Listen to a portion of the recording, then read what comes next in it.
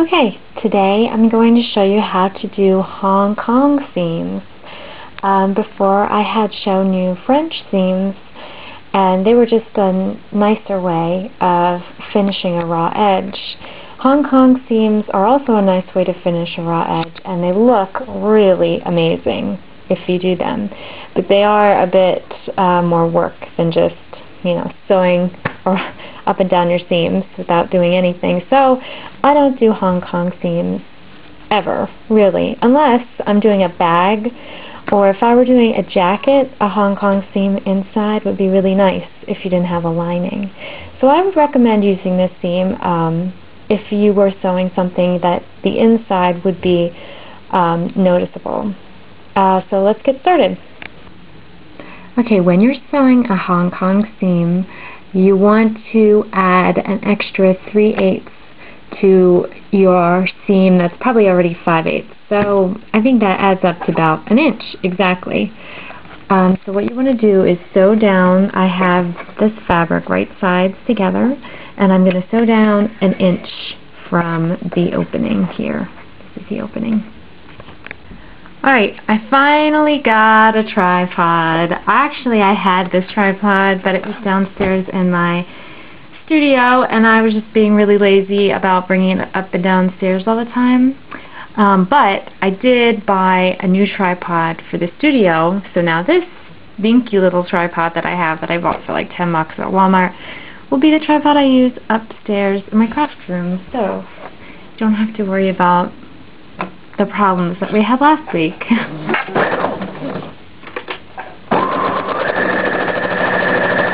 So like I said, just sew about an inch in.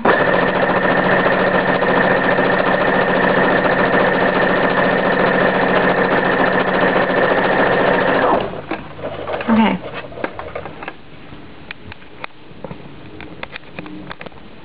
Okay, now all you want to do is iron the seam open.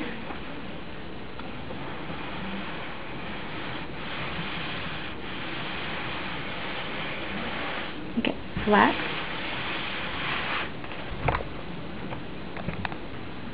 Okay, now you want to take your seam here and fold this side here over so that the only thing that's sticking out is this half of your seam right here. And then you want to take some bias tape like this and open it up so that it's flat. And then you want to line it up with this edge like this. And if you need to, you can pin it, but like I said, pinning really isn't that necessary if you're just doing something this simple. Usually when I work with curves, I'll pin something if it's very, very tricky, but straight edges, you should just be able to hold it in place while you're sewing it. But you want the right sides of the seam and the fabric tape to be together, and then you just want to sew about 3/8 from this edge. Okay, now like I said, I'm just going to sew about 3 inches away from the edge of the bias tape, but I also wanted to mention if your bias tape already has folds in it like this, you can just go by the guides in the folds. Go by the fold, that is. Just want to sew down, keeping the edges together, the bias tape edges and the seam edge.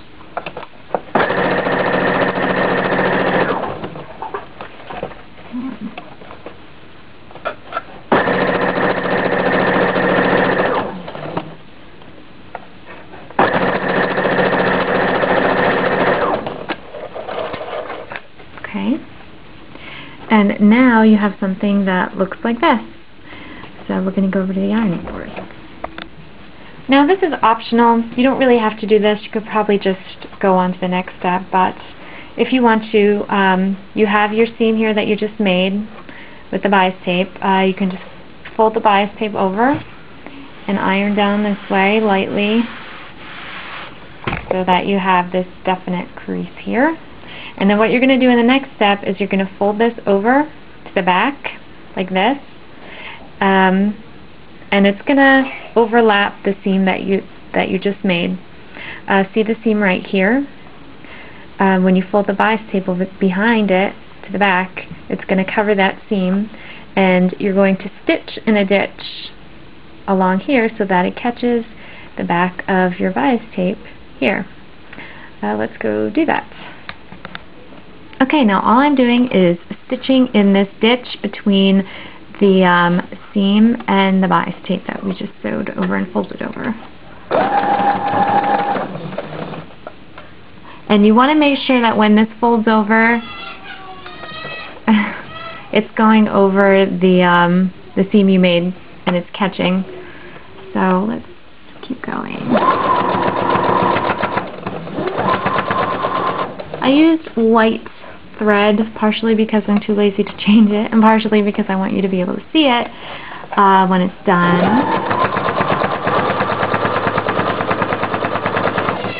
Oh goodness.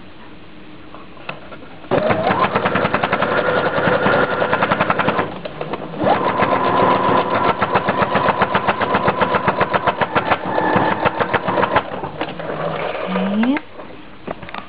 Alright, here it is.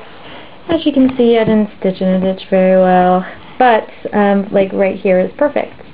It just is right in between the two layers, and if you'll flip it over, you can see it caught the edge here. Oops, here. Okay, now all you have to do is do it for the other side. The same thing I showed you on this side, do it for this side. I also just want to quickly mention that when you're choosing a bias tape for a Hong Kong seam, I would recommend something like 1.5 inches. And this is folded bias tape. It's folded on either side, but it's not folded in the middle. And you could buy this, or you could buy one that's folded on either side like this and folded down the middle, or you could just make your own bias tape. But I would recommend it being about 1.5 inches wide, at least. Well, not at least. 1.5 inches wide would be perfect. Alright, as you can see, this one I did a lot better. You can barely see it when I don't pull it out like that. That's because I just went a lot slower that time. But there it is. That is what it looks like. And you could also, you don't have to fold it under on this side, but if you don't want the raw edge of this, you can do that. If you don't fold it under on this side, I would recommend trimming the excess. And then you go over to the ironing board, and you just want to iron it down the center, like that.